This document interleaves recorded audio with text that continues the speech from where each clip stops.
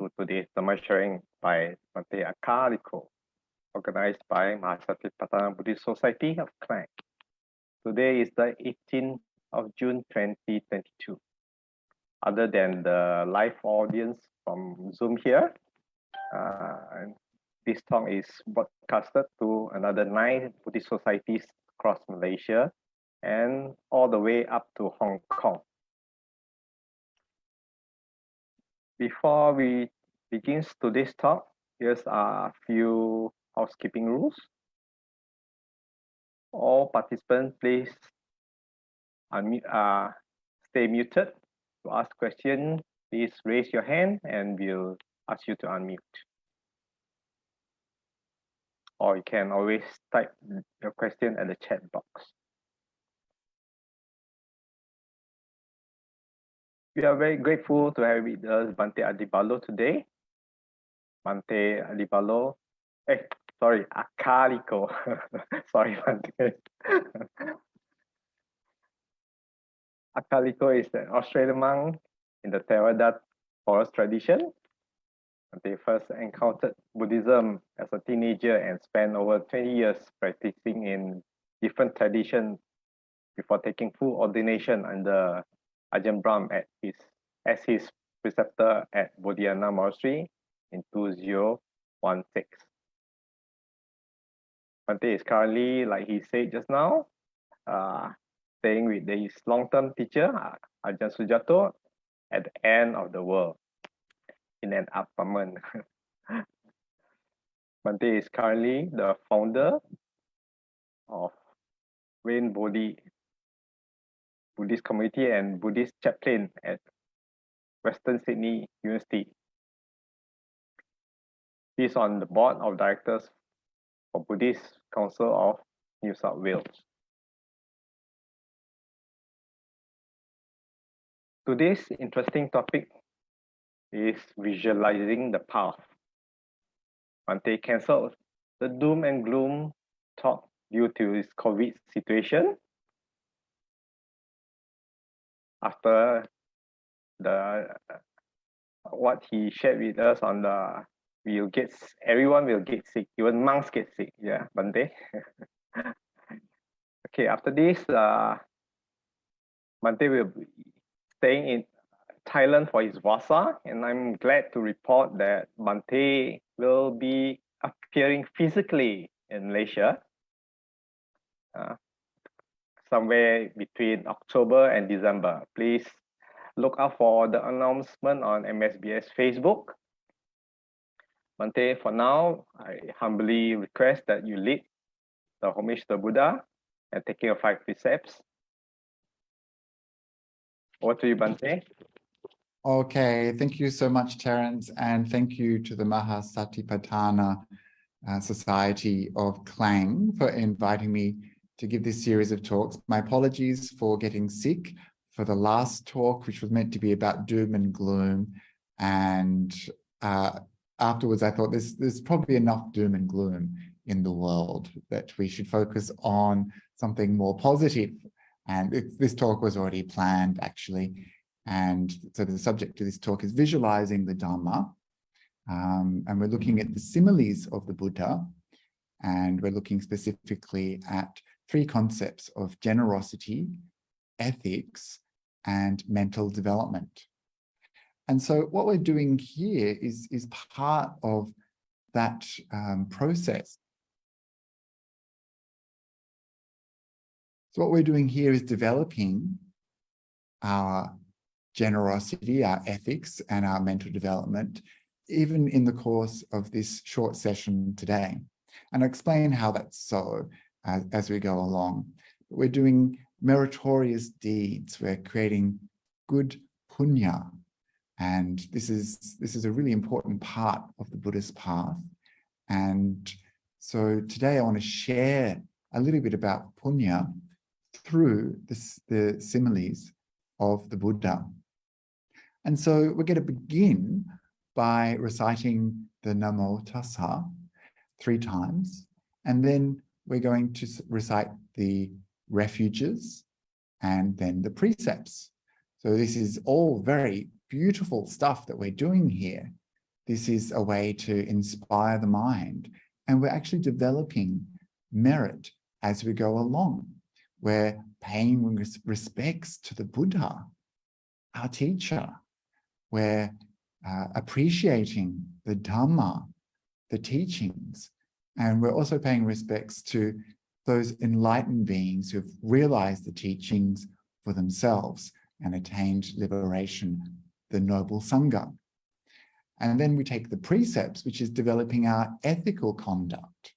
And so these are really beautiful things that benefit our mind. That's mental development. So I'm going to weave these three topics throughout the talk today. And I think it's always useful, especially when we do something a little bit ceremonial or ritualistic, like a beginning to a talk, as we often do in Buddhism by doing these things, to understand and appreciate why we do these things. And they're not just things that we have to tick off, but they're important parts of our practice. But they're only important if we pay attention to them and think about them in certain ways. So it's very easy just to come along and bow 3 times, light some incense, burn some candles, do a little bit of chanting. But the meaning and the intention that we have when doing these things really matters. So I invite you to think about that as we go along, and every time you come to practice, actually. So let's begin. I think Terence will share the words for those people who aren't familiar, and just in case I forget, we can read the words on the screen. So begin with the homage. Namo tassa bhagavato arahato sama sambuddhassa. Namo tassa bhagavato arahato sama sambuddhassa. Namo tassa bhagavato arahato sama sambuddhassa. Buddhang saranang gacchami. Dhammang saranang gacchami. Sanghang saranang gacchami. Dutiyampi buddhang saranang gacchami. Dutiyampi dhammang saranang gacchami. Dutiyampi sanghang saranang gacchami. Tatiyampi buddhang saranang gacchami. Tatiyampi dhammang saranang gacchami. Tatiyampi sanghang saranang gacchami. And now we'll recite the 5 precepts.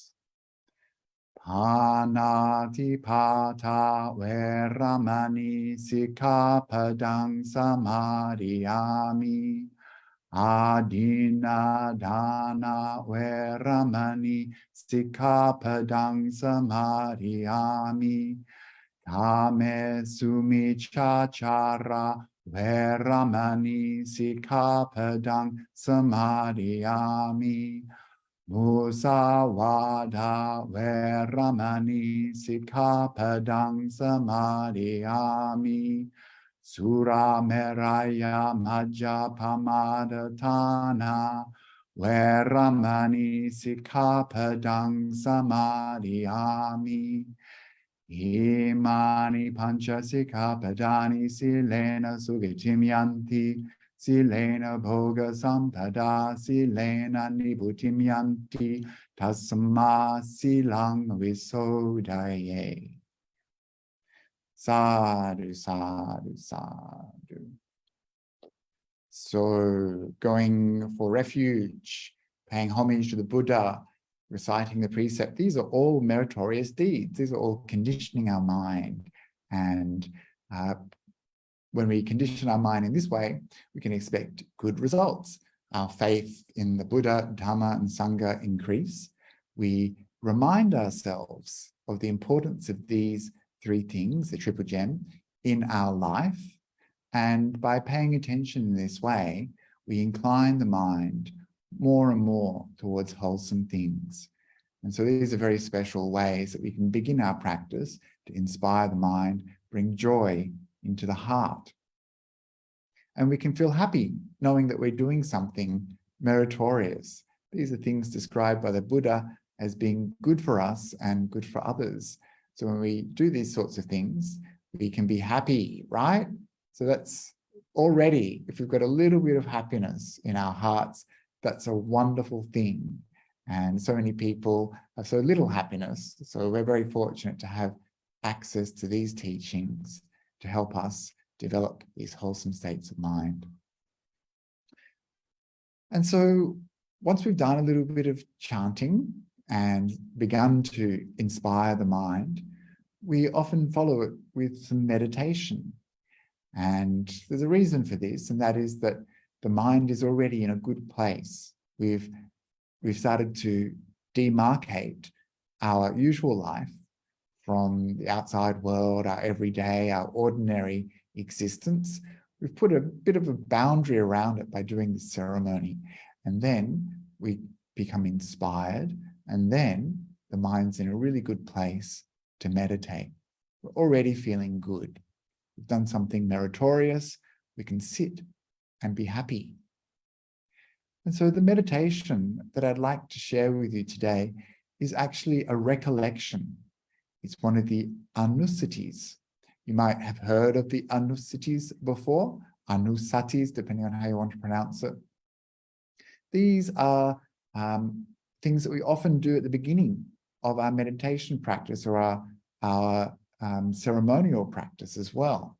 For example, when we recite the Iti Piso and the recollection of the Buddha, the recollection of the Dhamma, the recollection of the Sangha, these are anusatis. These are ways of inspiring the mind, and these are recollections.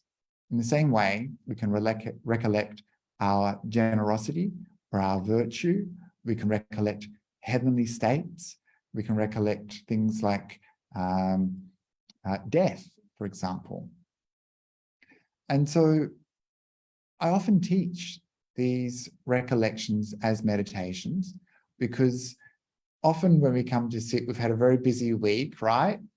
We've got a lot of things going on in our mind, and we come to sit, and sometimes we want to force our mind to become clear of thoughts, just like that. We've been so busy.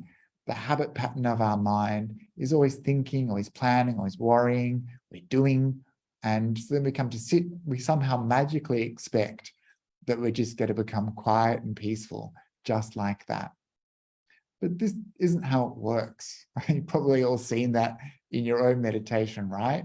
You come to sit and you realize just how much is going on in your mind. Eventually, of course, that will settle. It takes time. The mind's been traveling very fast. You try to put the brakes on. It's still going to take some time to slow down before it comes to a stop. But one useful way of working with that busy thinking mind is to do a recollection at the start of your practice. Recollecting the qualities of the Buddha, recollecting how fortunate you are to hear the Dhamma, the teachings, thinking about how you might become an enlightened being as well. Or, as we're going to do today, recollecting our own generosity, the practice known as Chaganussati. Chaganussati. Chaga means liberality, generosity, giving. So this is a beautiful part of Buddhism, something that I really love about Buddhism, that it places generosity, like many other religions, at a central place in the teachings. Generosity is really important.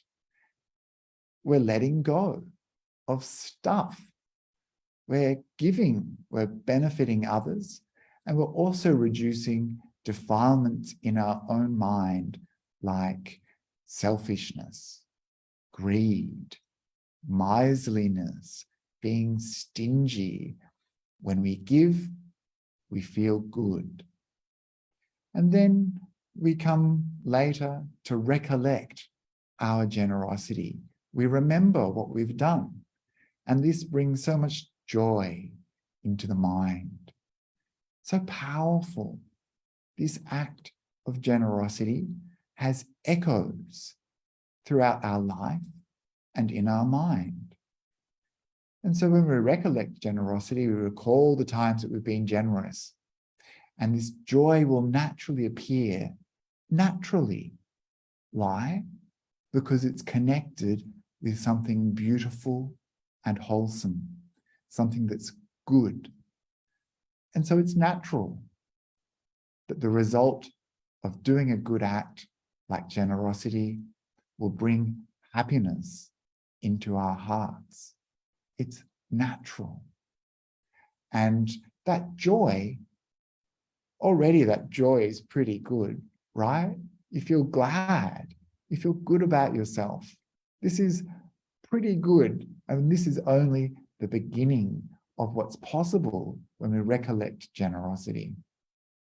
That joy develops in our mind and becomes piti, rapture, zest, thrill. We get rushes of positive feelings in the mind and through the body. We get tingles. We get excited. Our mind is really happy to be there. We're experiencing a nice mental state. And then bodily tranquility, kaya passaddhi, develops out of this piti, out of this rapture. Our mind is moving from the external world inward. And part of that process is the body starts to recede. And we're experiencing less of the sensory world and more of the mental world. And that's why our body relaxes and becomes peaceful. And then from that, we get this beautiful deepening into bliss, sukha. And from that bliss, we get to see things more in like a stillness develops in the mind. And that's samadhi. We can see clearly once we've had samadhi. And out of that, we can start to develop wisdom. So this is the journey that's possible from practicing generosity. I'll just go through those factors once again. So we practice some giving, and then we come to recollect that giving later. From that, joy appears naturally in the mind. From that joy arises rapture. From that rapture, the body becomes tranquil. When the body is tranquil, the mind becomes blissful. And that bliss draws the mind deeper and deeper into stillness, samadhi. And so that simple action of doing a good thing like giving leads to very deep, very blissful, and very profound results for us. And so this is why it's so important that we never dismiss our generosity, never diminish our kindness, that we recollect it and we make the most of it. The Buddha said that when we do this, the path is born within us. We experience joy connected with the teachings. So this is a wonderful opportunity for us to practice in this way. And so that's what we're going to do for the next 20 minutes. We're going to practice our recollection of generosity, Chaga Nusati. So let's begin by taking a few moments to settle in, and then we're going to relax the body a little bit, allow the mind to become calm and peaceful, and then we'll launch into our practice of Chaga Nusati. And I want to just mention two images to help us as we get into our meditation. The first is one of my favorite images, and I'm talking about this because of the topic today, which is visualizing the Dhamma, similes given by the Buddha. And so this is one of my favorite images when it comes to meditation.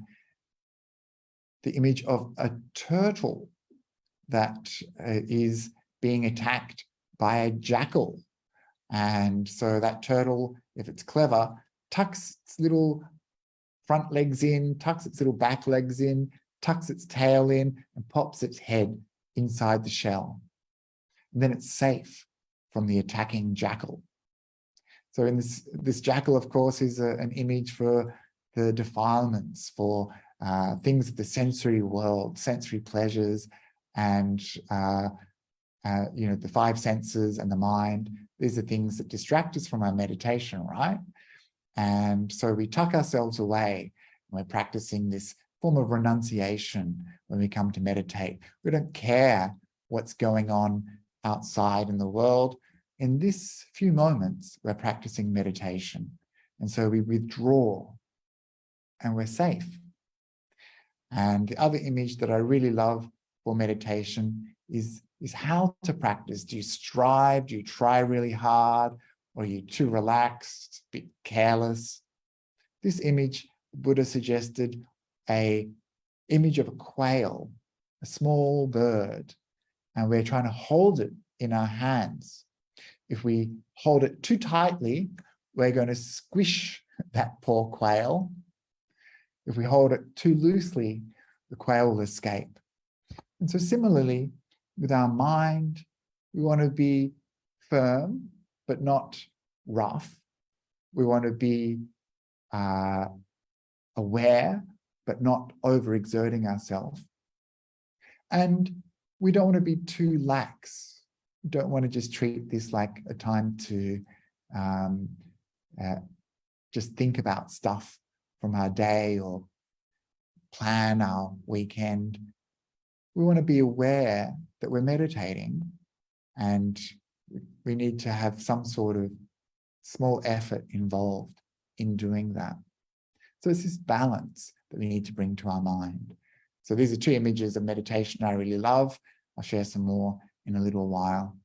And this is how we should approach working with our mind. So let's settle in, withdrawing our little legs, our tail, our heads into our shell. And being okay to let go of all those things out in the world, all those sensory experiences we could be having right now. We're okay just to let them go, to withdraw, to turn away from that world, to turn inwards. And so we practice this renunciation. I want to be here right now. This is my time for meditation.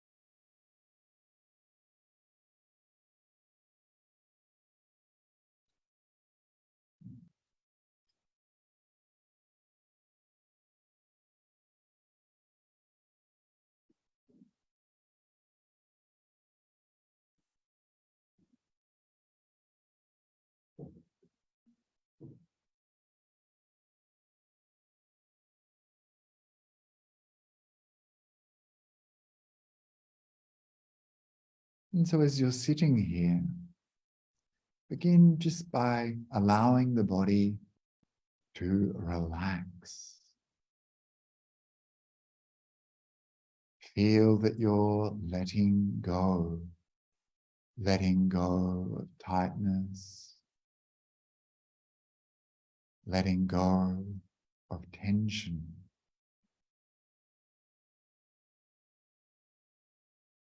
Softening the muscles of the body.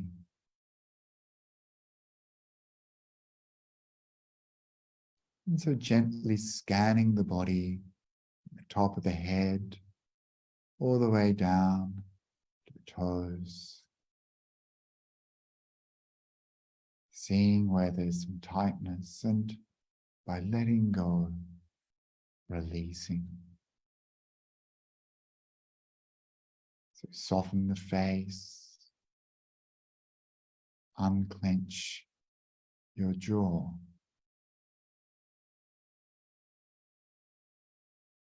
Relax the shoulders.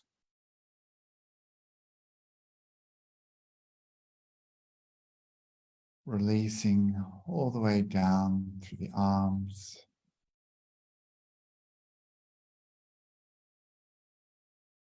Relaxing all the way down through the fingertips.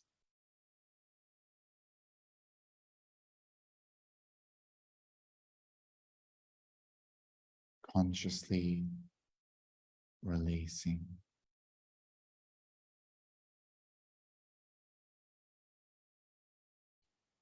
And the same with the back of the body, feeling as if you can soften the spine. Release any muscles, either side.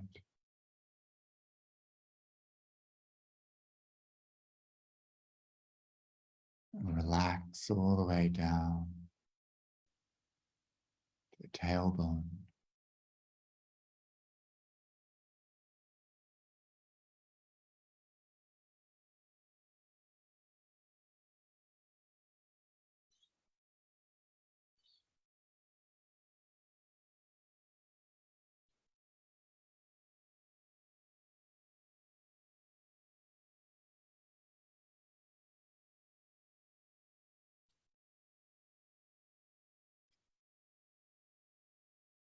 And then coming to the front of the body, releasing all the muscles of the chest, relaxing deep inside the abdomen, letting go, tightness, tension, the entire torso.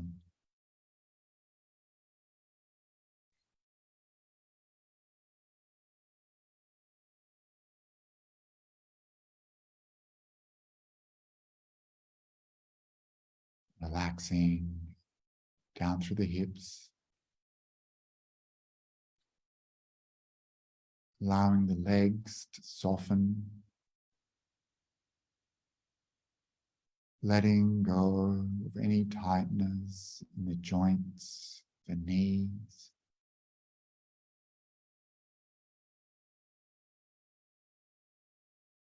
Releasing the calf muscles, the shin,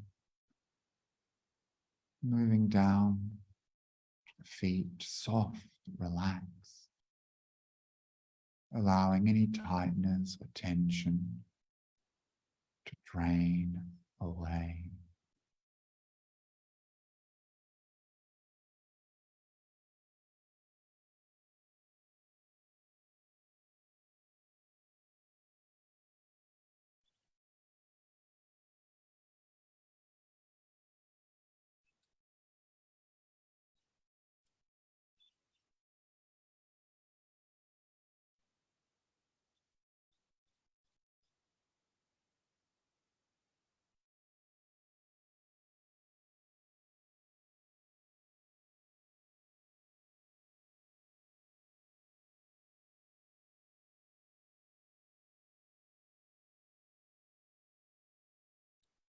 And it feels good to relax the body.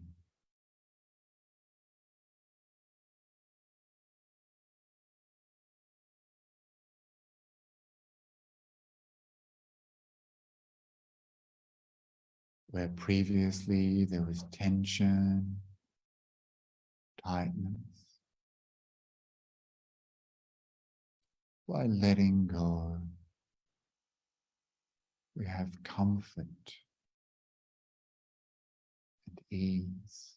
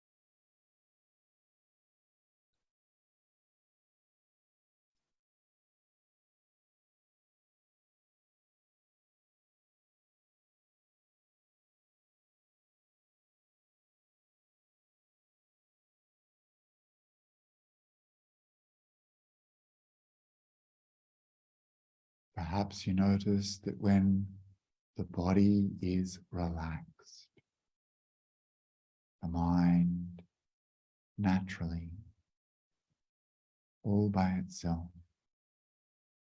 becomes calm and peaceful.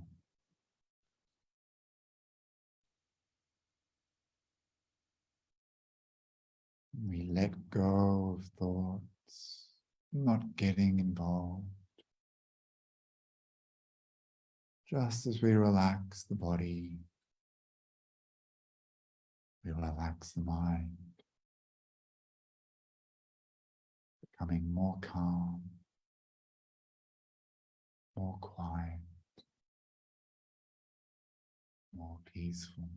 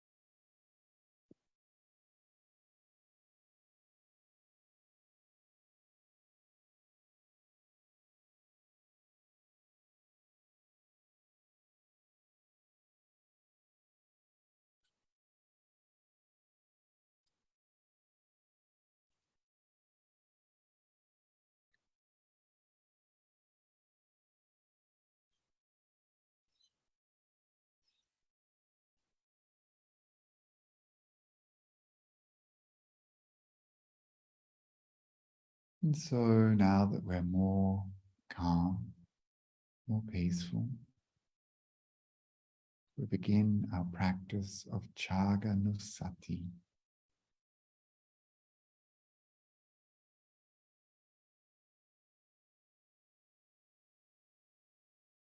You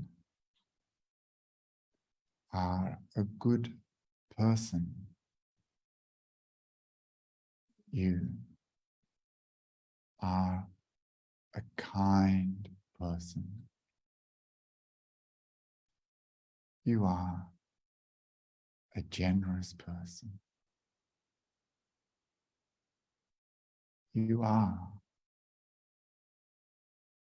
a kind and generous person.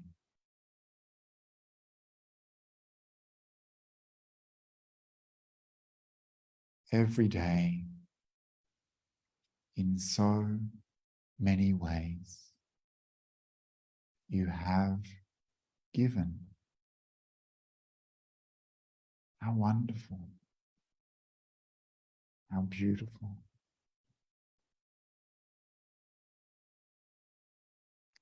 And perhaps you've given a loved one a present.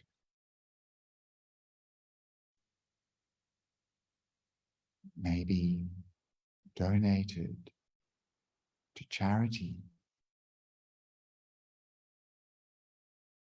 offered some food to the monks and nuns,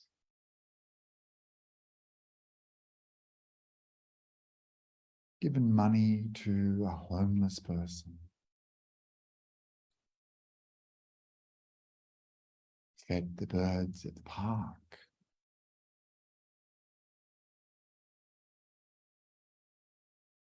So many ways you have given.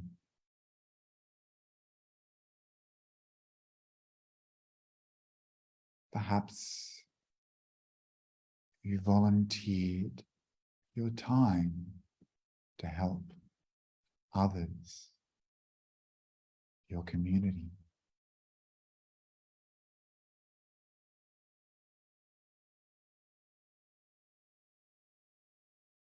Or maybe you gave that gift of time, listening to a friend's problems.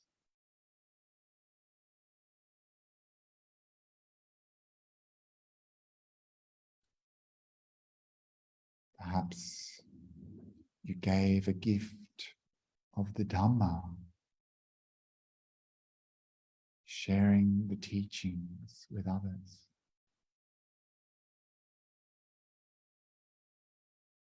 Or maybe you just gave someone the benefit of the doubt, gift of being judge-free.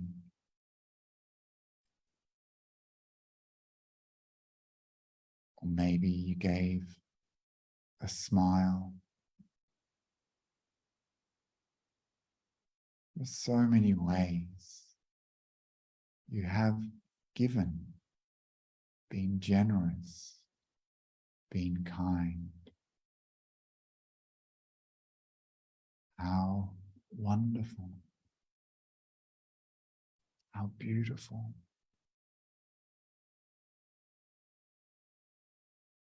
Why don't you allow yourself to smile? Let it feel good inside. You are a kind, generous person.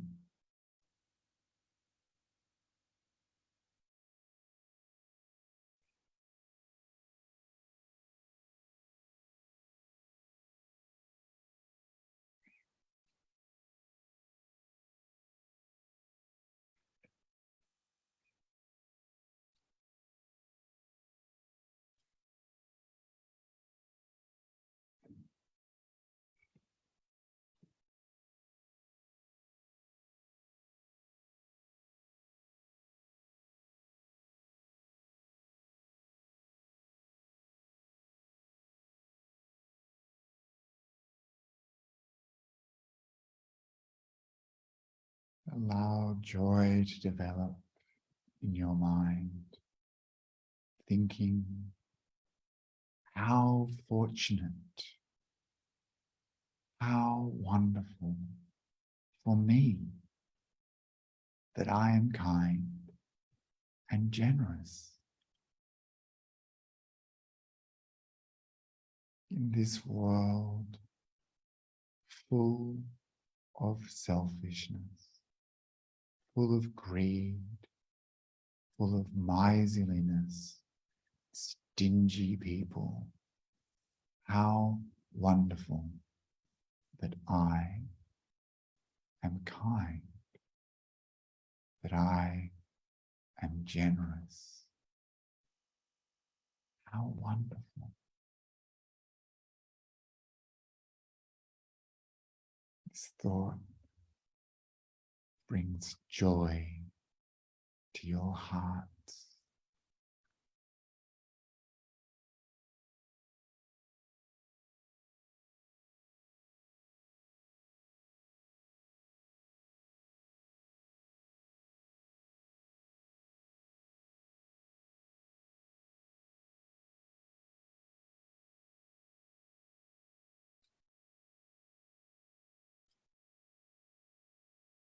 So for the next few minutes, recollecting your generosity, recalling times you were generous. How does it feel? See if there's a feeling associated with generosity, a goodness, a joy. If so, allow that joy to develop in your heart.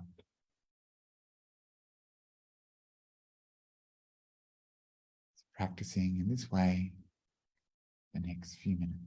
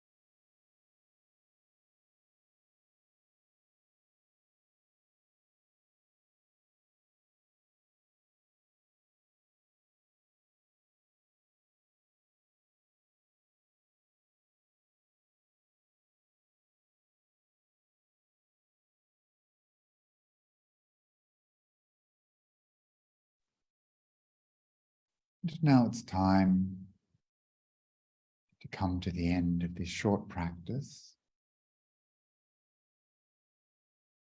But take a moment firstly to review.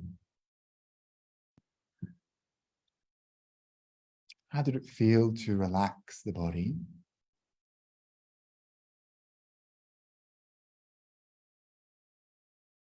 Did your mind become calm?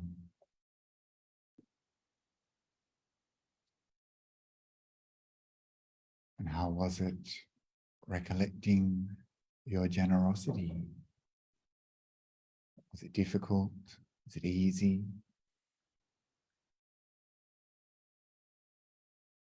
Did you feel glad? Did some joy come into your heart? And see if you can understand why.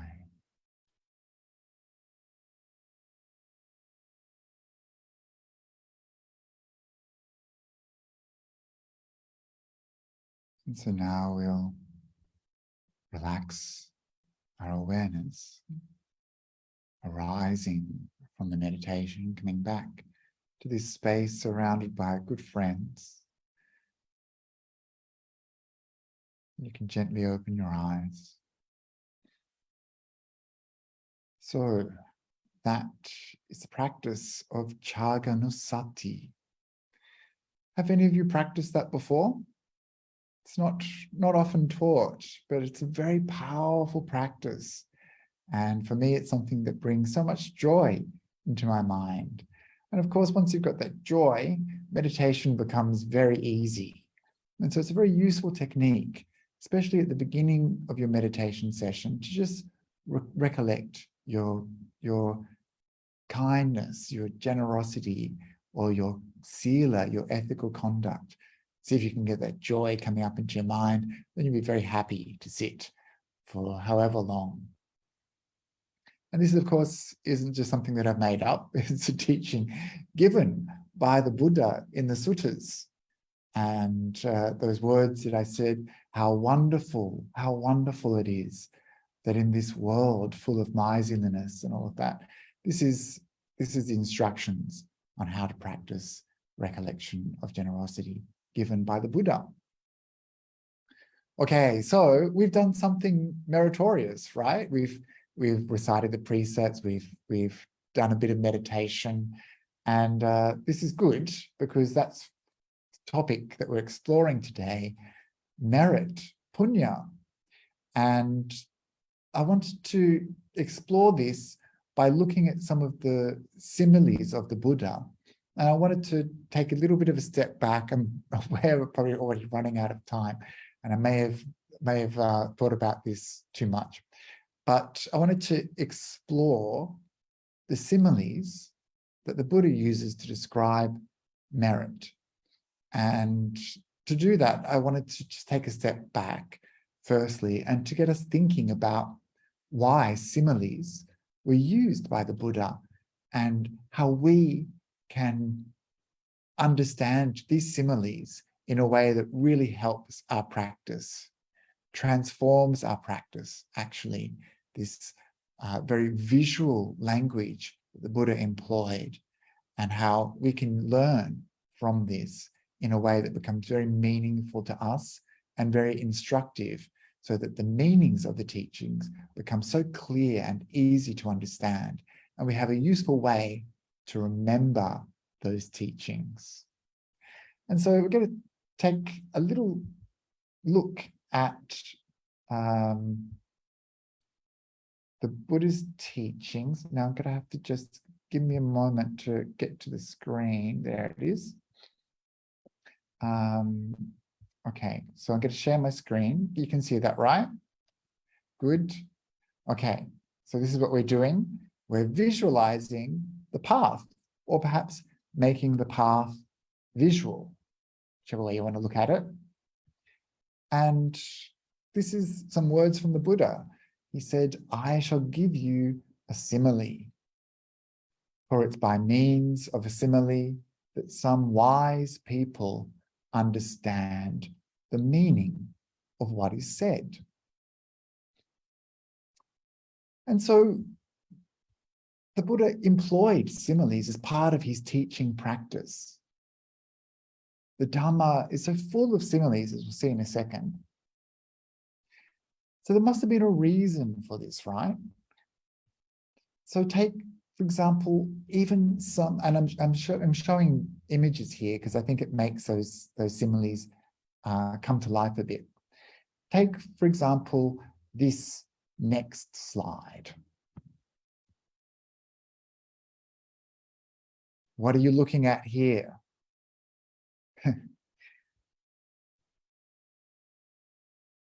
We're looking at the darkness. We're shrouded in darkness, delusion, ignorance. The simile that the Buddha gave for these concepts is darkness. And then we have light, enlightenment. So this is the whole path in two easy to understand similes. It's a movement from darkness to light. So we start off as being shrouded in the darkness, and little by little, we learn a little bit of Dhamma and we start to move towards the light. So simple, but so profound, right?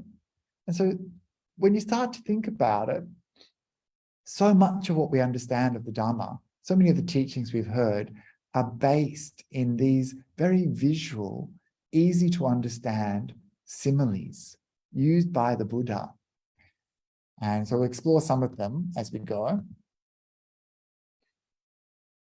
Even the idea of the Noble Eightfold Path, the idea that we're on a spiritual path, that we're on a spiritual journey, that we're moving from one place to another.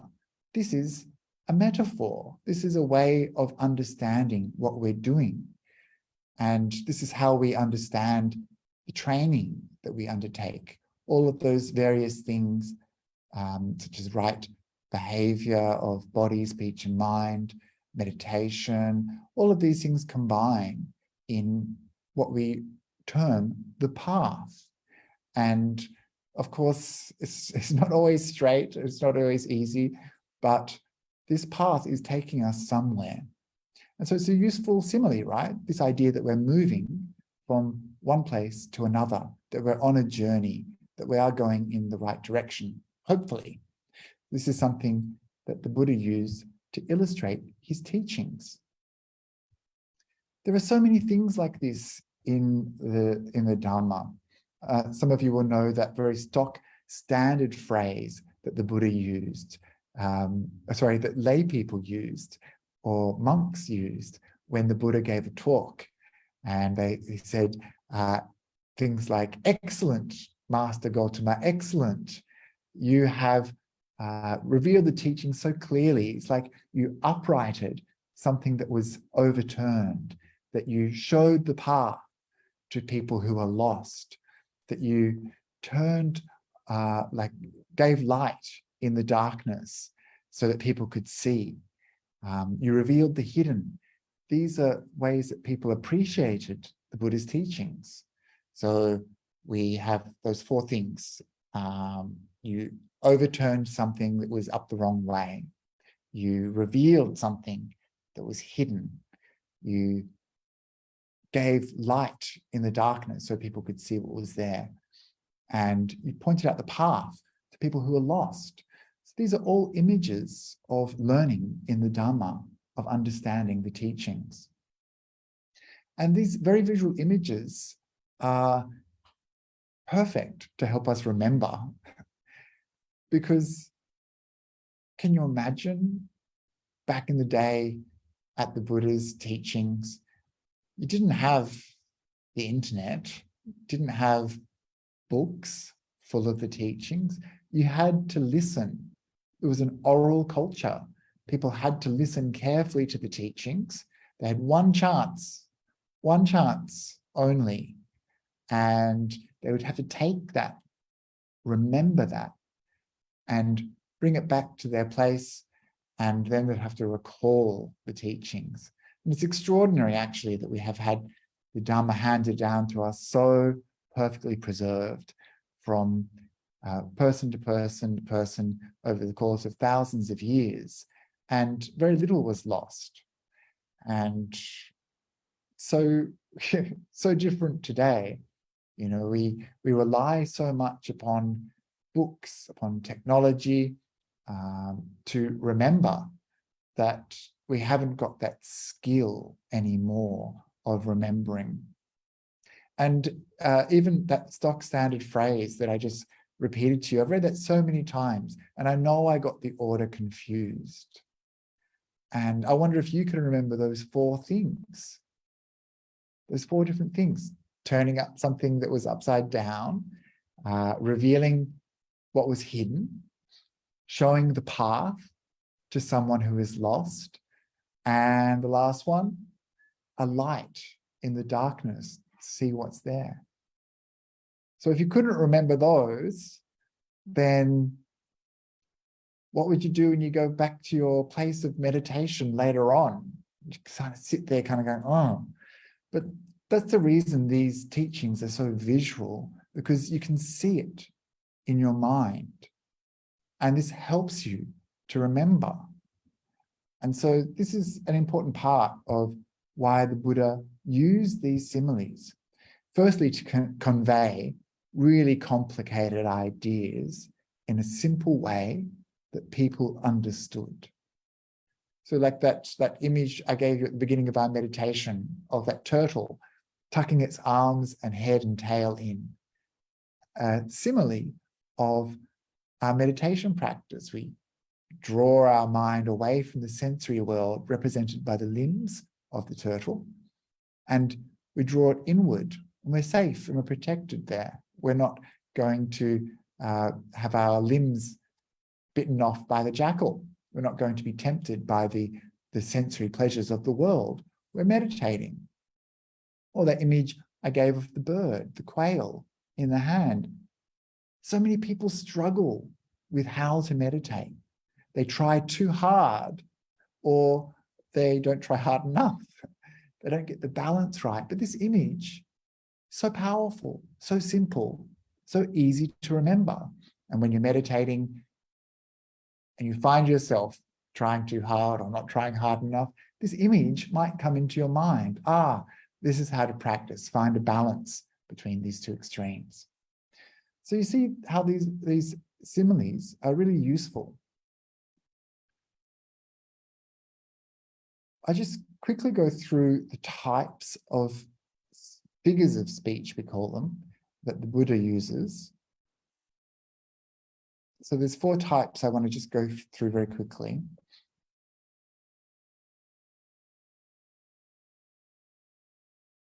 The first is one I've already talked about, which is the simile.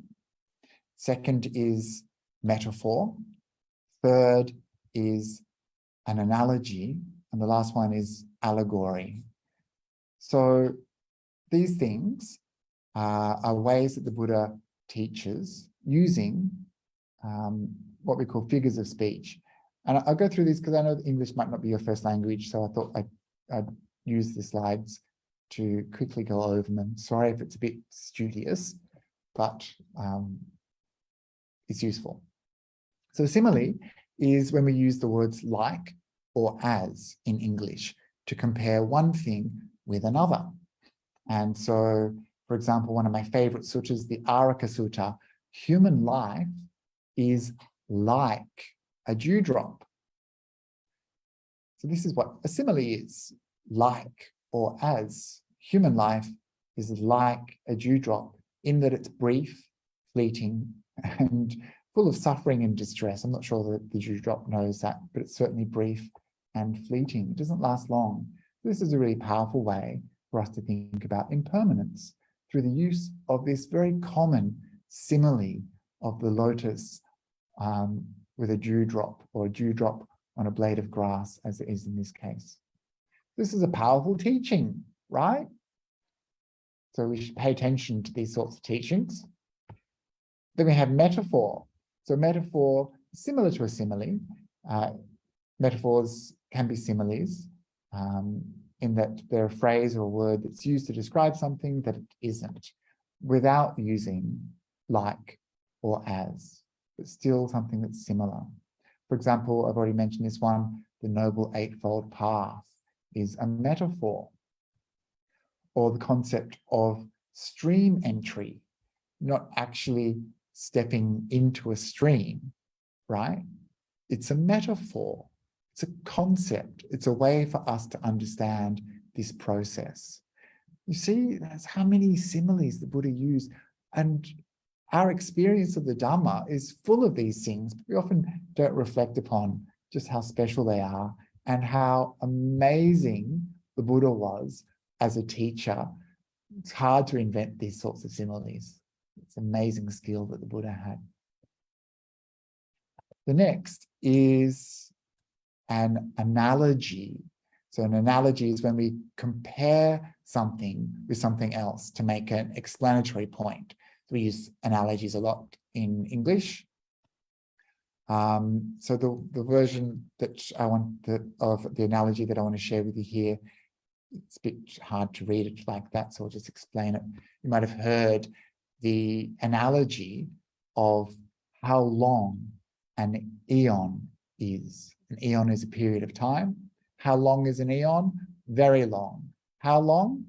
Well, it's as long as it takes to erode the largest mountain in the world by using a very soft cloth just to stroke it gently once every 100 years. This is an analogy.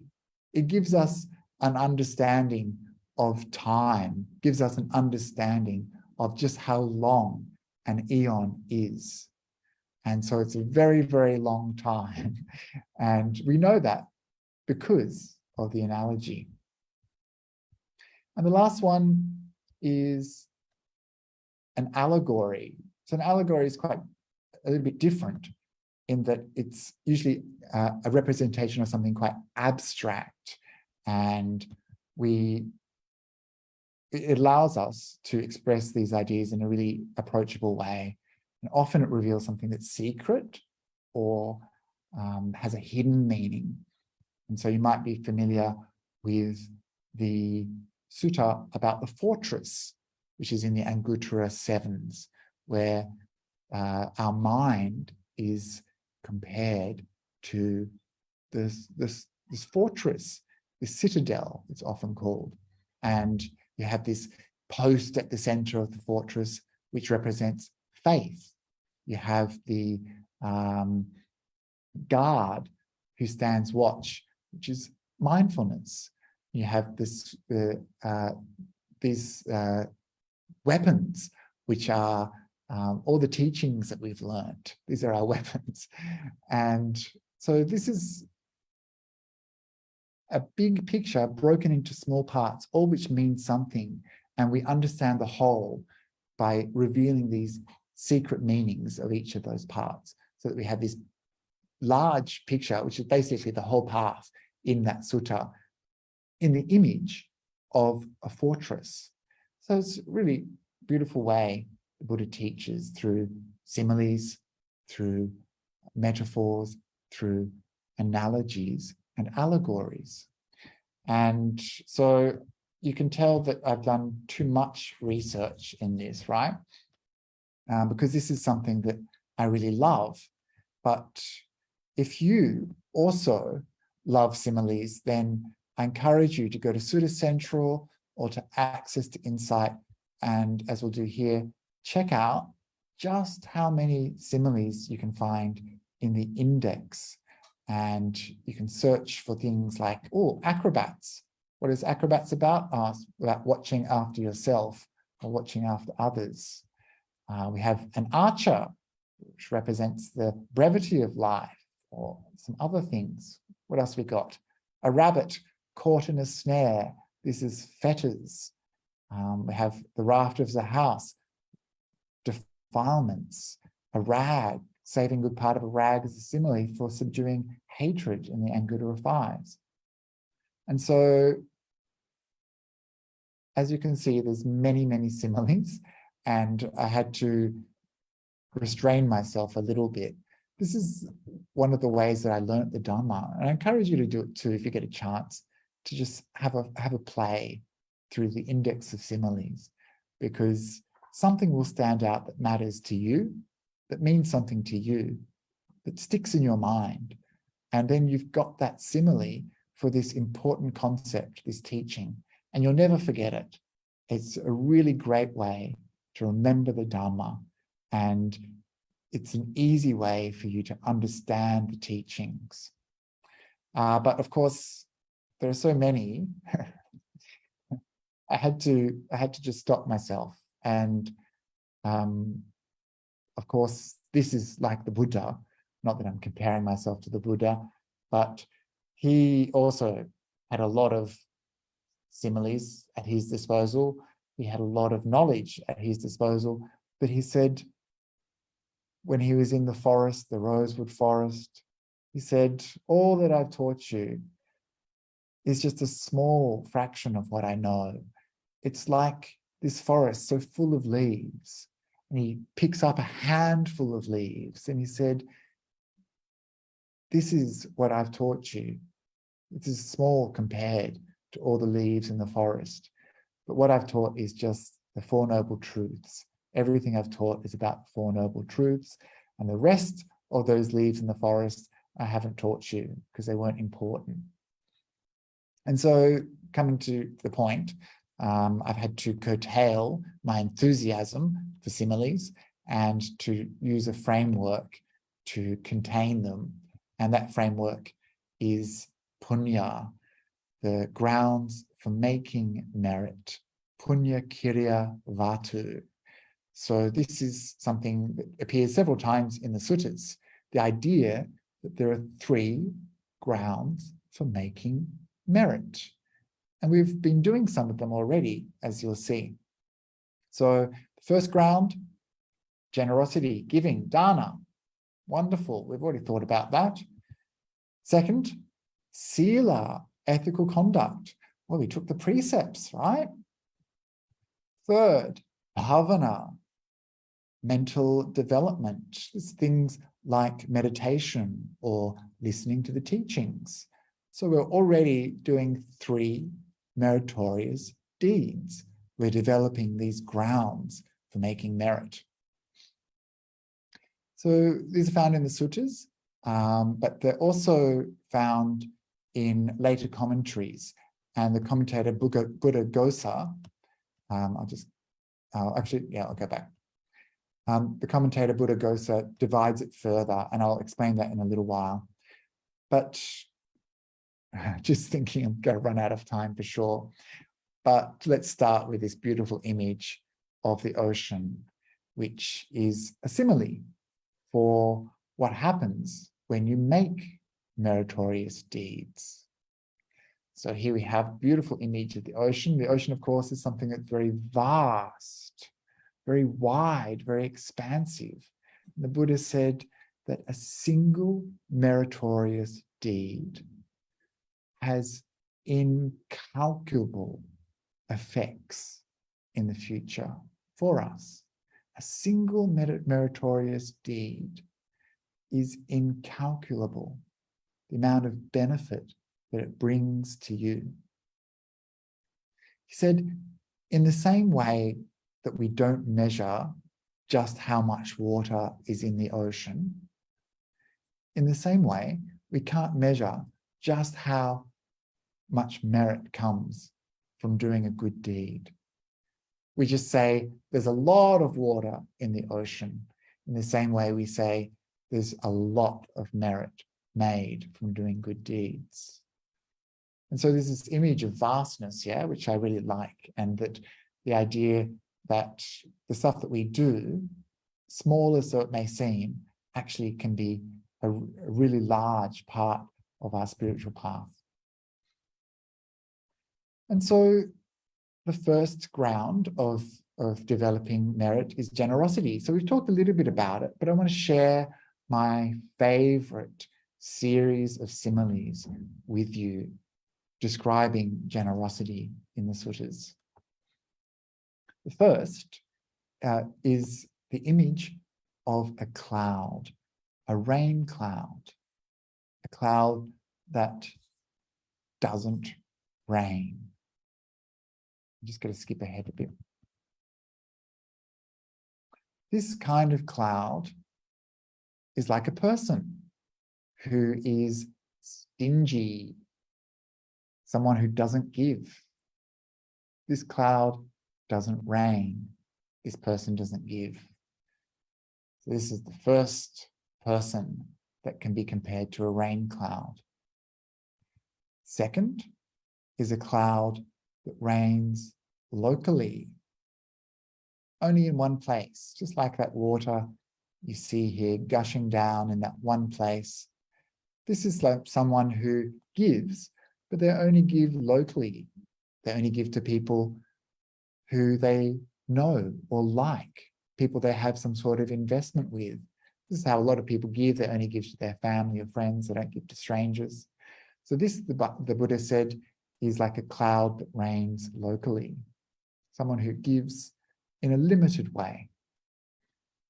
And the third is a cloud that rains everywhere. A cloud that pours water down all over the earth. And those big drops of rain, they fill the tiny little rivulets in the earth. They fill the small creeks, all the cracks, all the rivers get full. And those rivers feed into lakes, and those lakes feed into larger rivers. And that, of course, all goes out into the ocean. And so this is a beautiful analogy, a beautiful simile of giving.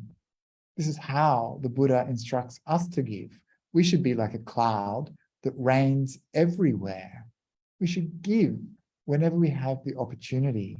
There's so much merit attached to giving. We give, we're happy to give. People come, they ask, we give. We give to people who we don't care about. You know, we're not invested in them. We give to people who are everywhere. We just give. We're happy to give. And this, of course, is a beautiful part of Buddhism, that when people ask, you give. And this is beautiful because it generates so much goodness in your heart and reduces all the defilements, as we discovered through our practice. So dana is just one form of giving. We can also do things like dedicate merits of our practice.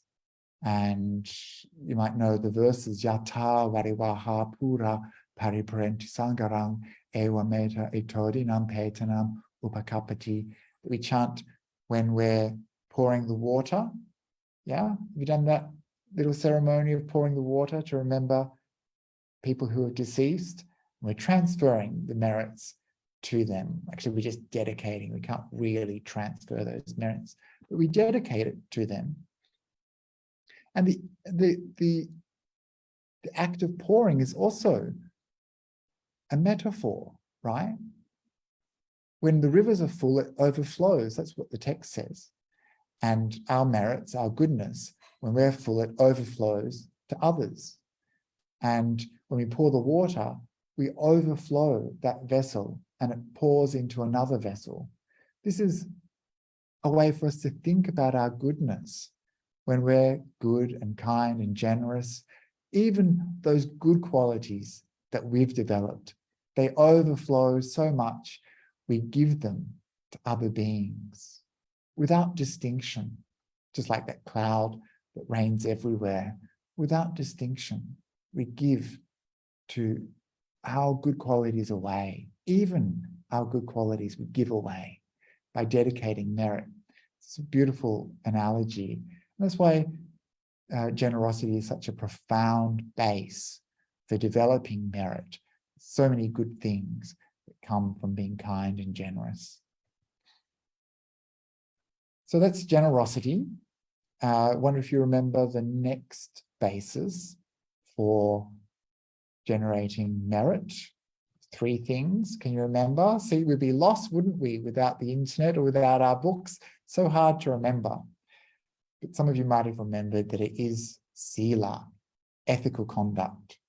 So Buddha goes to the commentator, divides ethical conduct into the following: observing 5 or 8 or 10 precepts or more.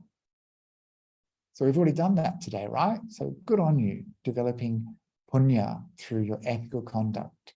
Hopefully you keep it not just for the period that we're sitting together, but also through the week. And we can pay reverence to elders and holy people. This is a nice way to develop our ethical conduct and meritorious deeds. And we can also go and make a pilgrimage to holy places, or even, I guess, go to, if we can't get to holy places, we can go to places like our local Buddhist center.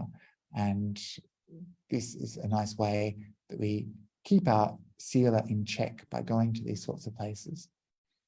So these are some ways that we can develop merit through ethical conduct. The basic form, of course, is keeping those precepts. It's really important if we can do that, because it benefits us and benefits others. And so the image I want to share with you of ethical conduct is this. This is a simile taught by the Buddha in, I think it must be in the Anguttara 3s. I'm not completely sure. It could be even the Itivuttaka.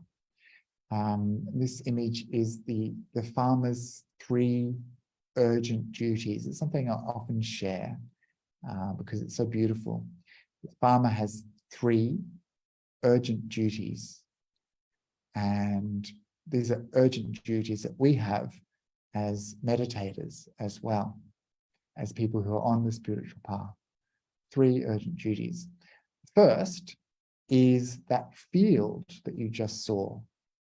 We need to prepare the soil. Farmer knows this, right? You need to have the soil properly tilled, take out the rocks, and make sure that the soil is in good condition. And so this is compared to the training in higher ethics. We need to develop our ethical conduct. This is the basis for us. Think about it, a farmer wants to grow some crops, right? So the soil, the ground, needs to be well prepared. Everything depends upon that soil. And it's the same for us. Our practice depends upon our ethical conduct.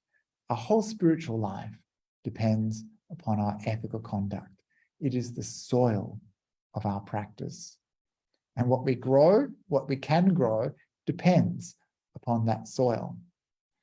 And so this is a beautiful image to remember. I'm trying to grow something in my spiritual practice. I have to make sure the soil is well prepared. By practicing the precepts, by keeping them, by observing them, and understanding how they benefit you and benefit others. So that's the first urgent duty this farmer has, to prepare the soil. The second urgent duty is to plant the seed in that soil.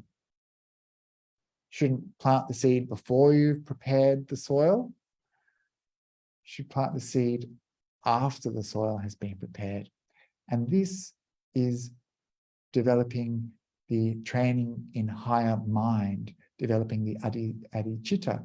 This is things like meditation. So I say you've got to make sure that the soil is ready. So many people just jump straight into meditation without thinking about sila. It's often taught in this way in the West. I'm not sure how it is in Malaysia, but many people just want to practice a meditation path, but they haven't developed the mind through sila yet. And so they try to jump ahead thinking they can take a shortcut, but they don't usually succeed.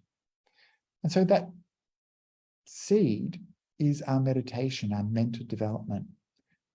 That's what's going to grow, but we have to have that soil ready to go, right? So the seed is planted, and then the next urgent duty is irrigation, water. So we need to let the water in at the right time to help that seed grow. We need to water it regularly to help it grow. And this is the training in higher wisdom. So this is things like understanding the teachings, learning the Dhamma, hearing teachers talk about the Dhamma, understanding these similes. This helps us water that seed of meditation, helps keep that ground in good condition. And then when the soil has been prepared, when the seed has been planted, and when the water has been given, then that seed can grow and can flourish. And in this beautiful image that the Buddha gives, we can't force it. You can't try to pull up that seedling and turn it into a fully mature plant. No, it happens in its own time. We can't force it, but it will grow if the causes and conditions are right.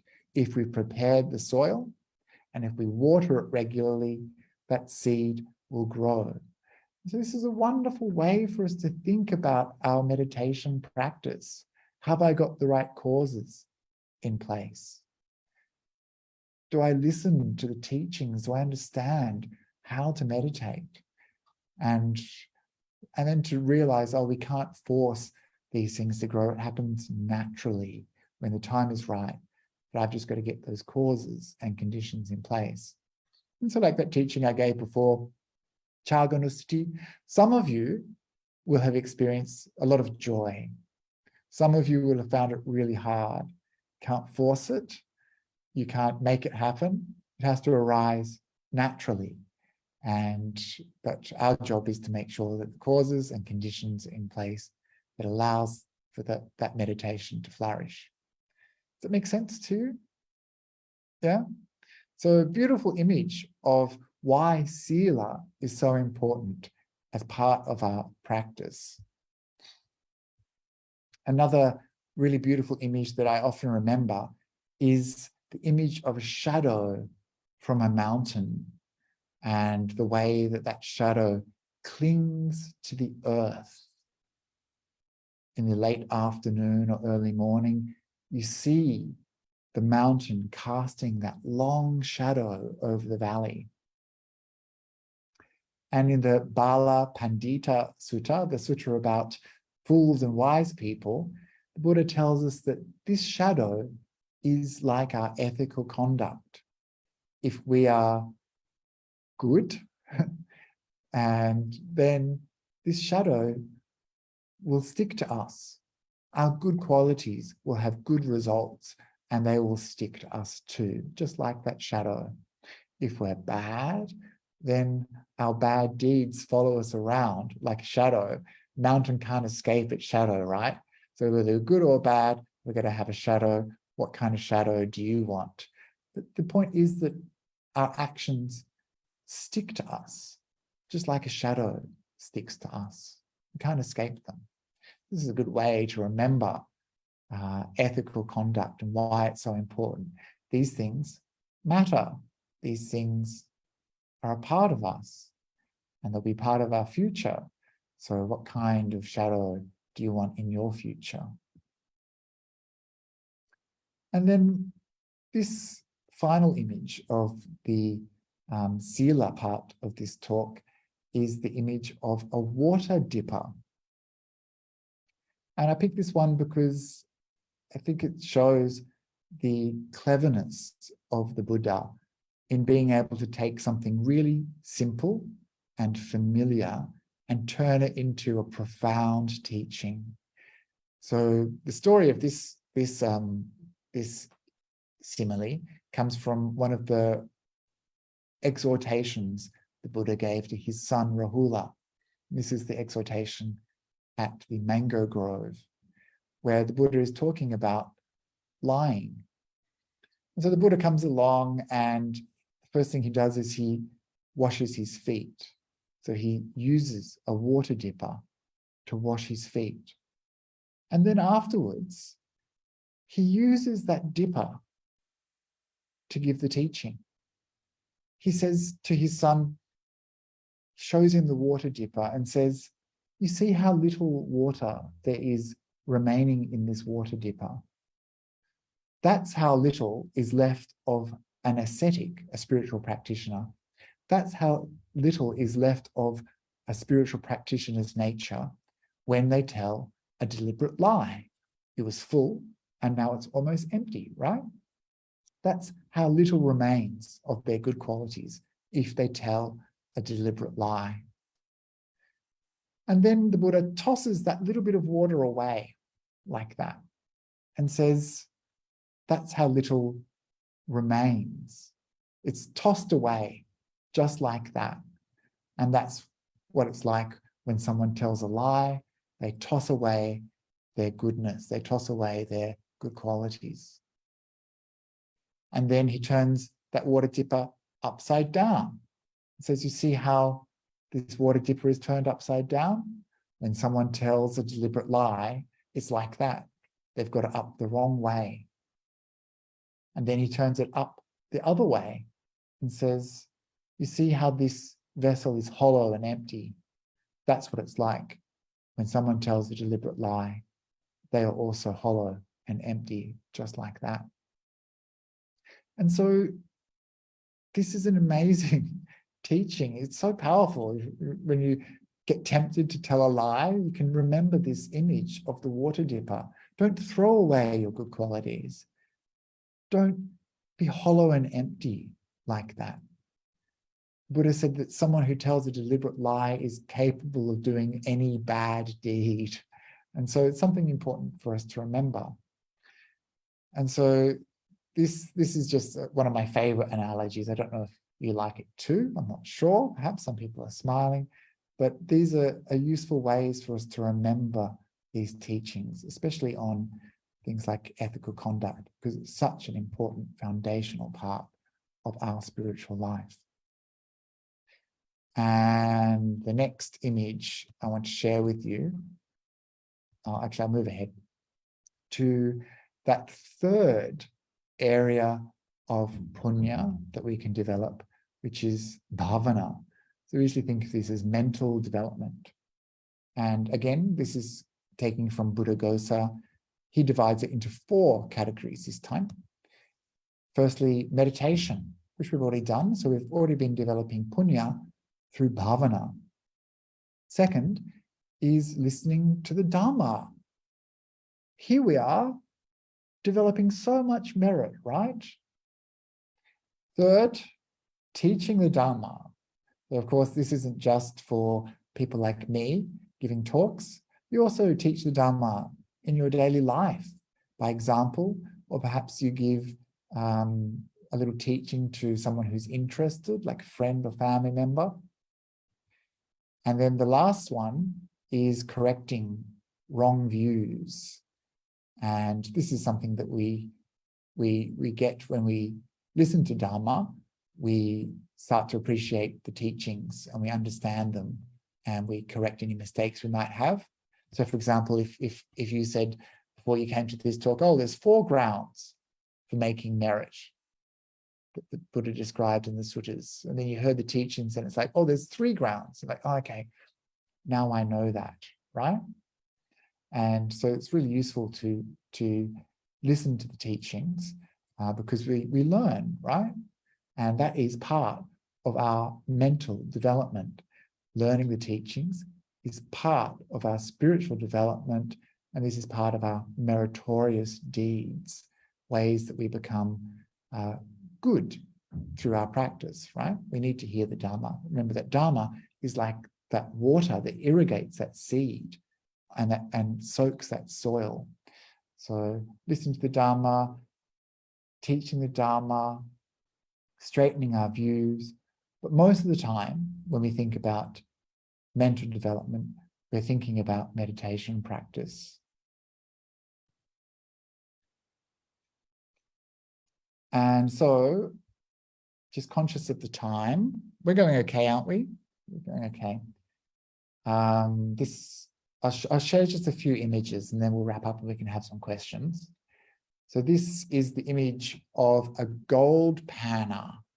Many of you will be familiar with this sutta, the Gold Panna Sutta. It's in the Anguttara Threes. I think it's number 1, maybe one of the first suttas in the Anguttara number Threes. And so for those who aren't gold pannas, who aren't fossicking out there in the world, you might know that you use a little pan in the water and you're looking for small bits of gold, and you use the water to purify the contents. So you're kind of looking and you're like, oh, okay, you get rid of the dirt, you get rid of the rocks, and you can use the water to wash those away, and then you see the bits of gold there, right? This is the first part of the process of purifying the gold. And then this is, of course, an extended simile that the Buddha uses to describe our spiritual practice through meditation. And so we begin like that gold panna, getting rid of the big defilements, the big obstacles to our practice, getting rid of those large impurities like rocks, dirt, sand. These are impurities that hide the gold from us. We want the gold, right? We want to be the gold, but it's hidden by impurities. So the first stage of purifying the gold is removing those gross defilements of body, speech, and mind. When we purify those things like our ethical conduct, not stealing, not committing sexual misconduct, not killing, not telling lies, when we do this, we start to purify our mind. This is before we even sit down to meditate, right? So that process begins. Our meditation begins before we sit down. Just like we have to prepare the soil, in the same way, we need to remove some defilements from our mind before we can meditate. Otherwise, we're going to sit down, we've got this really yucky mind full of impurities.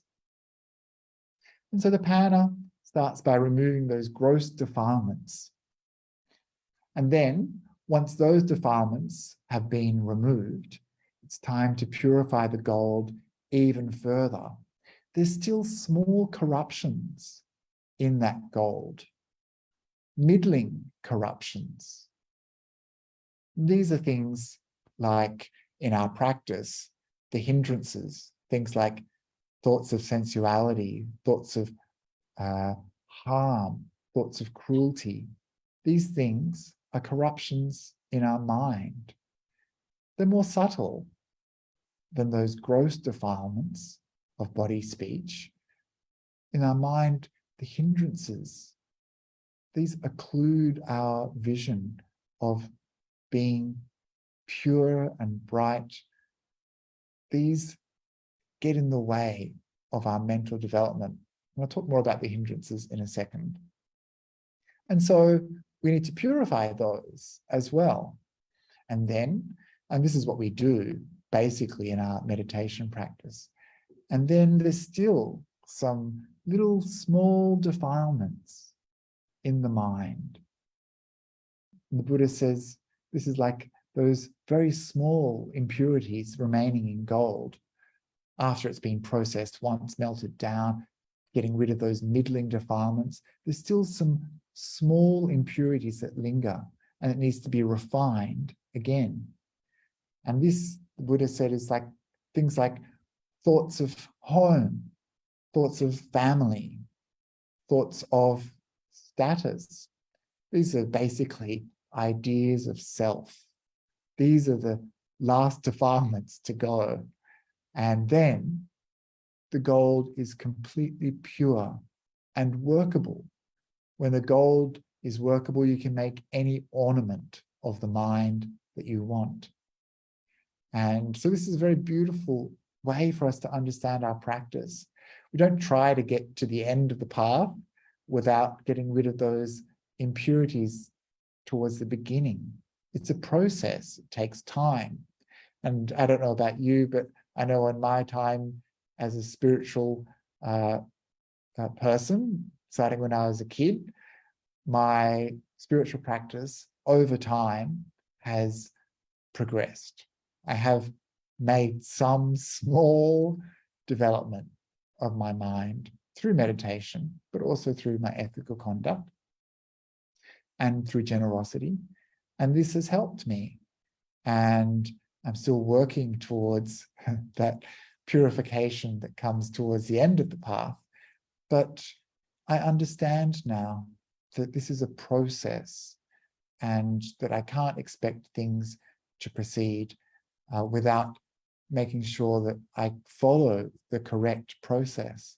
I need to purify my conduct, then purify my thoughts, and then overcome this view of self. So it's a process, yeah? It takes time.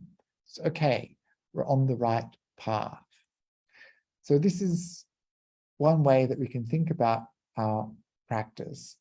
And the last series of images I want to share with you is how the hindrances are referenced by the Buddha.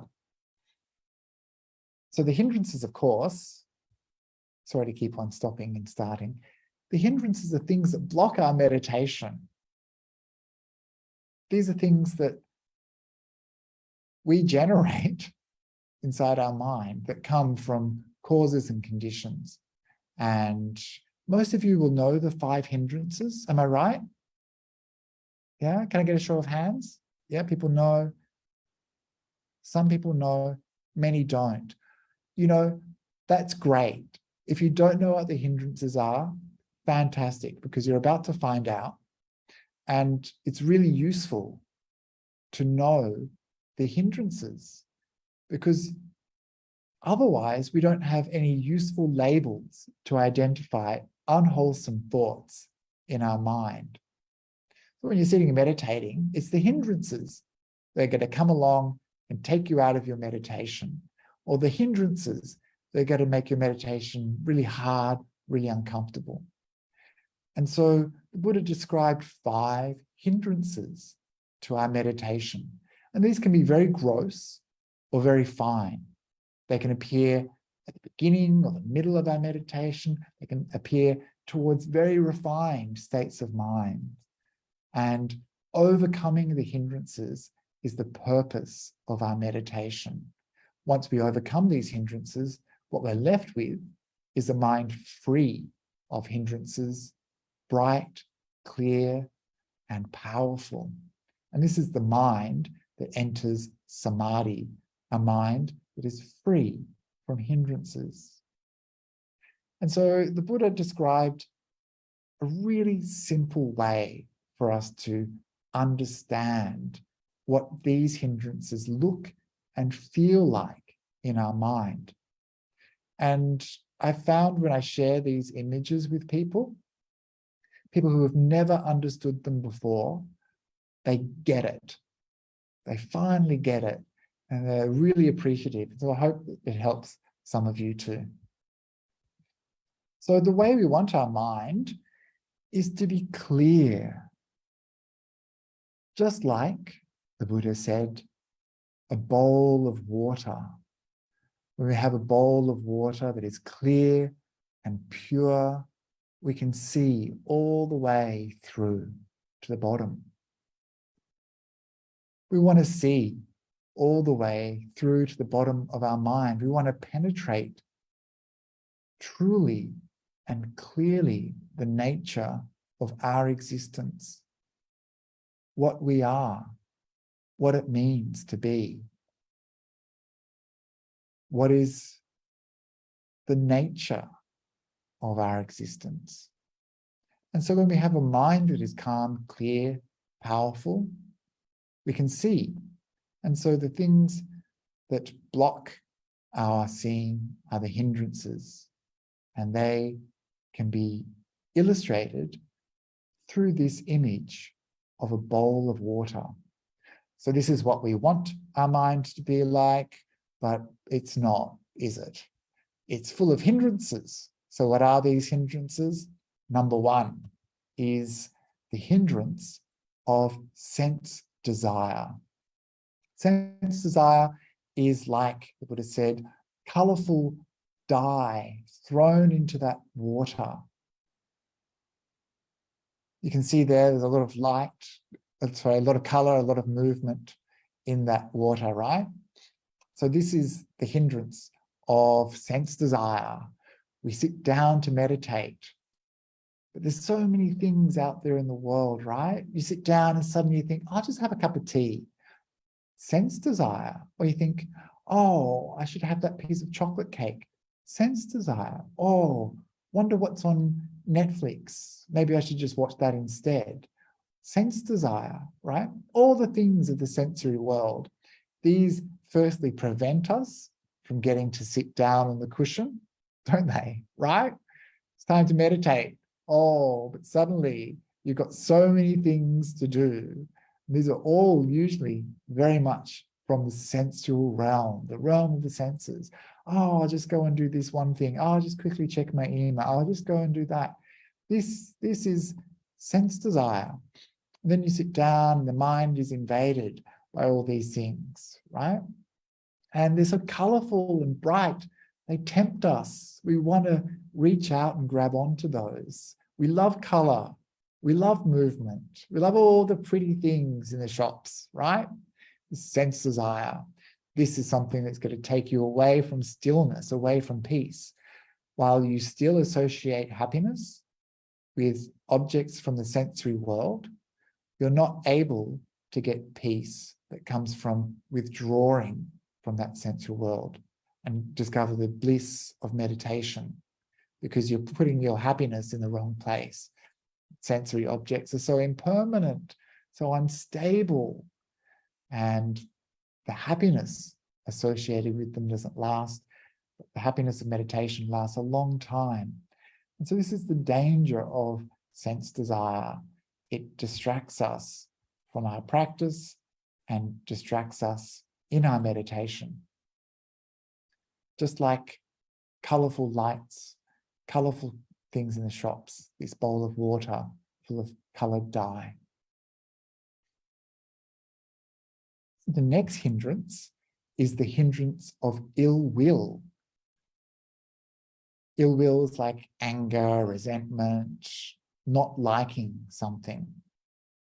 The Buddha said this is like a bowl of boiling, bubbling water. See how agitated the water is, full of those boiling bubbles?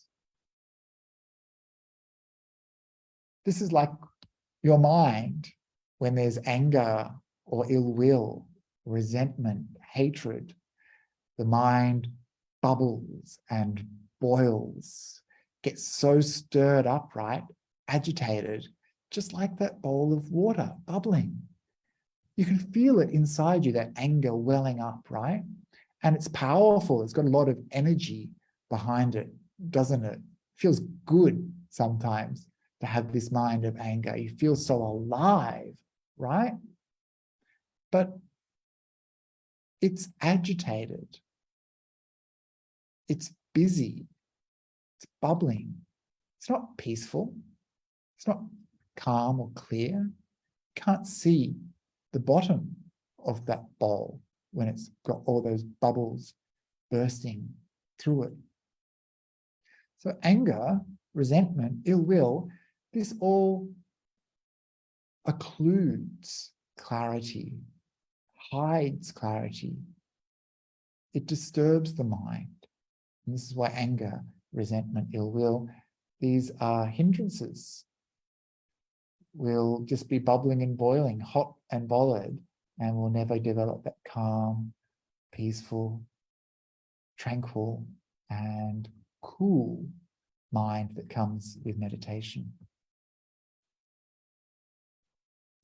So the next hindrance is the hindrance of sloth and torpor, or dullness and drowsiness. And the image that the Buddha used is pond slime, those green plants on the top of a pond of water, with water plants that kind of stay on the surface, like duckweed and things like that, algae, those sorts of things that cover the surface and turn green. So this image, sloth and torpor, is these are funny words in English. I'm not sure how they sound to non-English speakers. Sloth and torpor, dullness, drowsiness. What happens in your meditation when you start to sink, when you start to feel sleepy, you find yourself nodding off, right? This is dullness, drowsiness. It's like this layer of slime that covers you, makes you feel heavy and stuck. You know, it's like you can feel the weight. It's forcing you down. So one of the feelings associated with these hindrances is this idea of sinking. And the mind sinks down, becomes stuck and solid, just like a small bird perhaps trapped in that pond, trapped in those green plants, can't move. In the same way, our mind, when that hindrance of sloth and torpor is present, becomes very unworkable.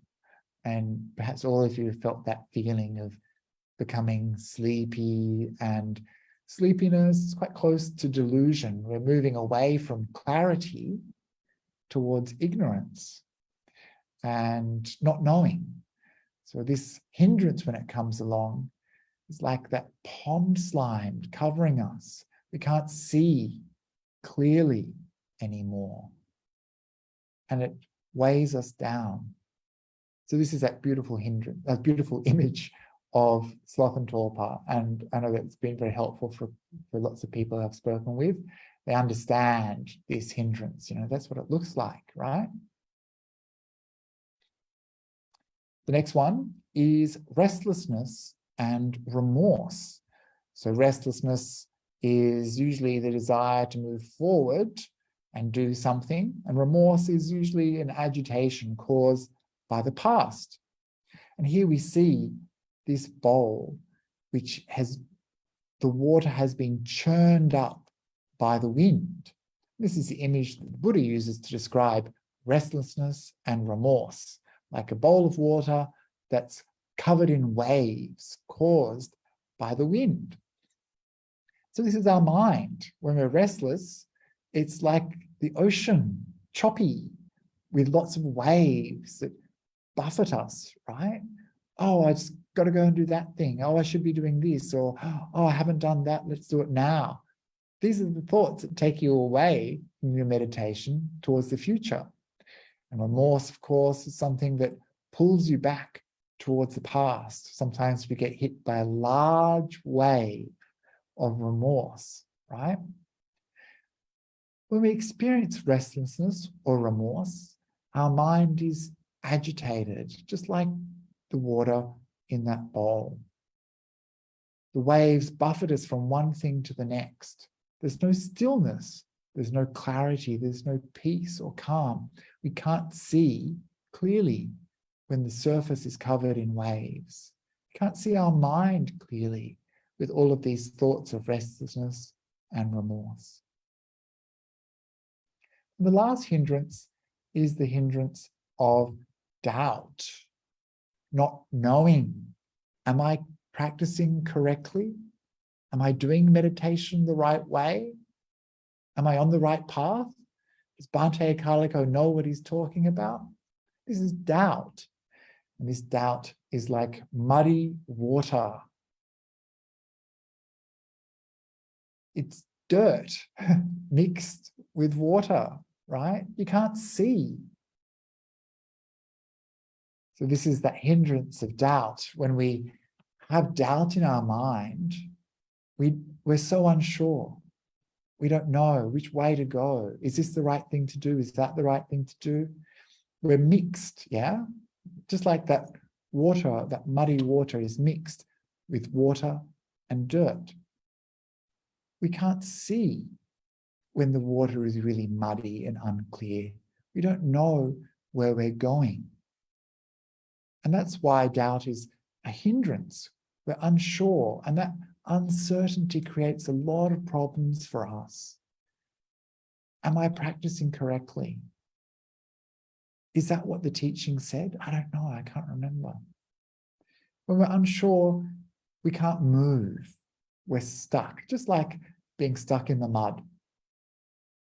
And so, of course, the way to overcome doubt is to inquire, to ask questions, to learn more. And in this way, we can overcome doubt and we can see more clearly. And so these are the 5 hindrances. Do you remember what they are? So the hindrance of sense desire.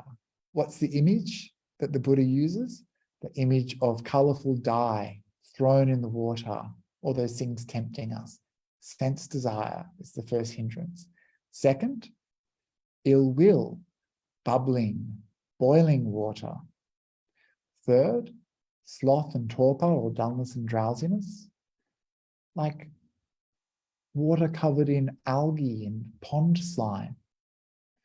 Fourth, restlessness and remorse, like waves chopping up the water. The fifth, doubt, like muddy water, can't see anything. So when a mind has these hindrances, we're not clear, we're not peaceful, our mind is not powerful. The Buddha said it's like a channel of water, a fast-moving river, a powerful, fast-moving river, and then we come along and we carve out channels from that river. And of course, the power of the mind, the power of that water, dissipates when we have a hindrance. The water is diverted off to those side channels. So the energy of the mind is diverted into these hindrances, and we lose power, we lose clarity. So that's why it's so important to overcome the hindrances as part of our practice. What we're working towards is reducing those defilements, like we're purifying the mind, purifying the gold, purifying the mind through our practice of meditation. And this allows for those hindrances to diminish We understand, oh, these hindrances have many drawbacks. That anger in my mind is bubbling and boiling and agitating. It's like that bowl of water. This is how we can use the similes of the Buddha to understand our process of meditation. This is how we understand why it's important to have ethical conduct. It's why we understand it's important to have sila. All of these images combine to help us understand why this is important. And by practicing good, kind, generous acts, by practicing good ethical conduct, and by developing our mind towards purifying it to good states, then we get the good results. These are all meritorious deeds. And remember that image at the beginning of the ocean. Each one of these small deeds is of incalculable merit. Just like that ocean is incalculable, all of our actions of generosity, of ethical conduct, and developing our mind will have powerful effects in the future and also in the present. We can see it now, and we know that there'll be good results. So these are some images that I use, that I love. I hope you don't mind me sharing my favorites with you, that have helped me grow on the spiritual path. And I offer them to you today, hoping that they can help you too. And I thank you for being here. Thank you for the Maha Satipatthana Buddhist Society of Klang for inviting me. And I'm sorry it's such a rambling talk. I hope that some of it made sense. And I can stick around with some questions if there's any. Thank you, Bhante, for today's sharing. I like the simile of the topics. Okay, now you all, whoever has questions can unmute themselves and ask Bhante any questions that you may have regarding this talk or any meditation issues that you may have.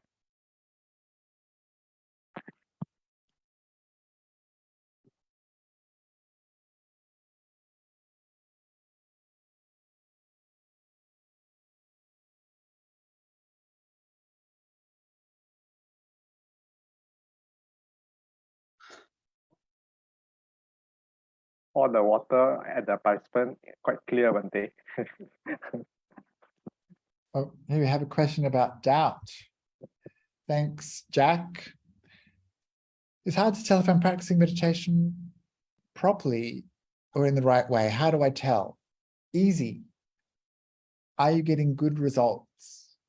Are you moving towards more wholesome, more positive states? Or are your bad states, unwholesome states, increasing? So we want to see in our meditation practice that we're moving away from unwholesome, unskillful, unhelpful states of mind towards states that are more wholesome and more helpful and more skillful. And so usually these will be things like moving away from those hindrances and moving towards being free from those hindrances. That's why it's important to understand when those hindrances are present, being able to label them, and also really important to understand when they're not there, noting their absence. This is one of the instructions in the Satipatthana Sutta. We should know when they're there, what caused them, where did they come from. We should know when they're not there and how they vanished. And so this is the basic instruction. If you're becoming agitated in your meditation or angry, or if you're becoming tired or sleepy, then there's something not quite right going on, perhaps. We want to make sure that we're moving away from unhelpful states to more helpful states, beneficial states. So you want to see a progression in your practice. And I'm not just talking about individual sessions. I'm talking about the big picture. Because, you know, individual sessions, up and down, up and down. We want to see over time, am I improving? Am I becoming a better person? When I come to sit, am I happy to sit? Do I feel good about myself and my actions? This is how you can start to tell, how your meditation is progressing. So if you have doubts, then you should make sure you listen to lots of teachers who you trust, and to inquire what the suttas say. And you'll see that that's always the case, that our wholesome qualities should increase and our unwholesome qualities should decrease. So if that's happening for you, then you're doing well. If your unwholesome qualities are increasing, then you have to look at what you're doing in your practice and your life. And Gan says, during sitting meditation, you feel your body shaking. Why is that so? Well, it depends. There's good shaking and bad shaking, I guess, or there's kind of shaking that comes with joyful states like rapture. So if when the shaking is happening, you're experiencing a lot of pleasure in your mind, and that's just bodily experience of piti, rapture. If it's shaking like spasming, it could be that you're sitting incorrectly. It could be that you're tense and too tight, and that you're putting too much stress on your bones and muscles, and the body is twitching in response. So that's why you should relax the body as much as you can. And so I need to know a little bit more, Gan, if you're having nice thoughts at the time or good mental states, or if it's something that's painful or irritating. And then we have a question from Senghua Tan. Wonder if recollecting our good acts brings about arrogance and conceit. How to prevent that? Well, it's possible, but it's more important to identify with those good qualities in ourselves. And I find, especially in Western countries, we have this concept of, prideful arrogance, which is a hangover from the Christian culture. And it means that people don't feel like they can identify with these good qualities that they have in themselves, which is a great shame, because the Buddha encouraged us to identify with those good qualities. That it was something that we should feel good about, that we should feel is a good example to the world of how to live.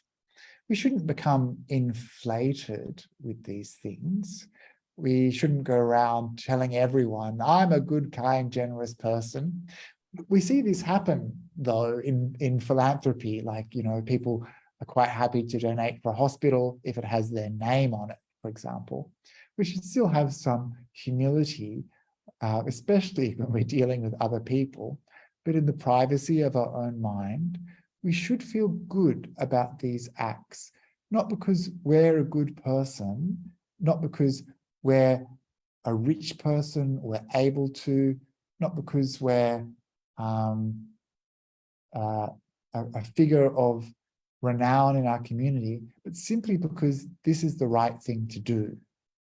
And being generous, the Buddha said, is an ornament for our mind. So we don't want to think that I'm the generous one, but this act of generosity is the right thing to do. Can you see the difference?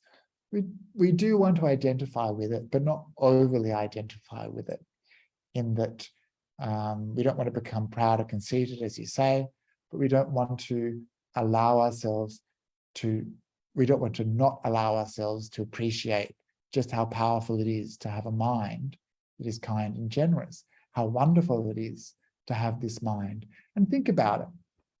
There are so many people in this world who are completely selfish, who don't care a jot about anyone else but themselves, who will do anything for greed. These people exist, right?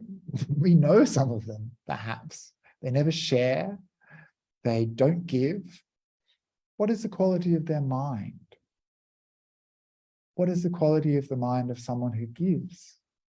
They're open-hearted, kind and generous. This is such a beautiful mind to have. So if you don't identify with those good qualities. What are you going to identify with? It's much better to identify with those qualities of generosity, because it's so beautiful. And we're lessening and eradicating minds of selfishness, of greed, of miserliness. So if you don't want to identify with the good stuff, then see if you can try to not identify with the bad stuff that you're abandoning, if you get what I mean. Let go of thinking that it's me who's generous and kind, rather think it's me who's coming out of greed and miserliness. So I hope that helps a little bit. Oh, it's one new message. Oh, it's nice, thank you. Well, that's good, very good. And so today we've practiced some generosity by recollecting generosity, and hopefully you will see the benefit in your mind.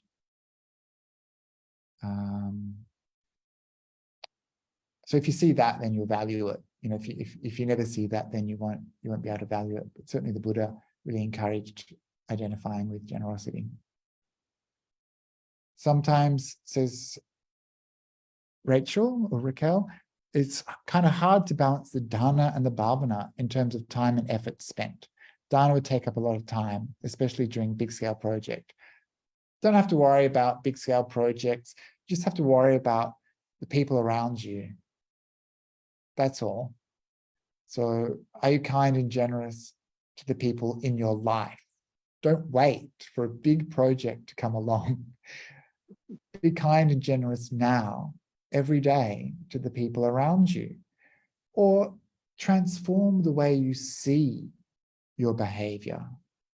If you're giving the dog food, rejoice. I'm caring for this creature.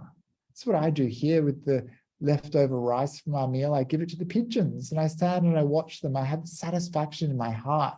And it's easy just to throw the food, but actually to think, I'm giving. This is giving. It's different, right? Transforms an action you're already doing into a beautiful spiritual experience. And the same with things like giving someone a seat on the train, or giving someone a compliment, or doing a small thing like making a meal for someone in your household, or just doing something small and simple. This is more important than waiting for a big project.